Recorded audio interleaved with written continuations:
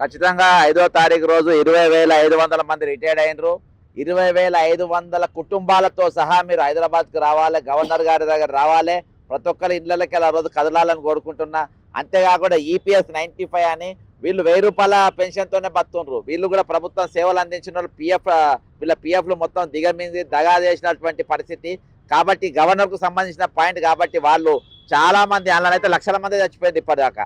కాబట్టి ఇవన్నీ డిమాండ్లతోని ఖచ్చితంగా తెలంగాణలో ఉన్న ప్రతి ఈపీఎస్ అధికారి పనిచేసిన రిటైర్ అయినటువంటి వ్యక్తి, అంతేకాకుండా 20,500 మంది కుటుంబాలు మొత్తం కూడా మరి ఎల్లుండి 5వ తారీఖు కదలాలని కోరుకుంటున్నా.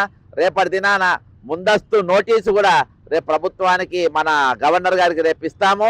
ఎందుకు మేము 5వ తారీఖు చెలో గవర్నర్ గారి కార్యక్రమం పెట్టుకున్న పూర్తి స్థాయిలో ఇస్తాము.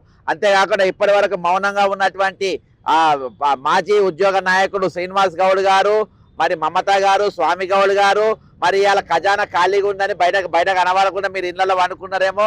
ఖజానా ఖాళీగా ఉన్నా కానీ మీ ఖజానాలు అయితే నింపుకున్నారు కదా గత 10 సంవత్సరాలు.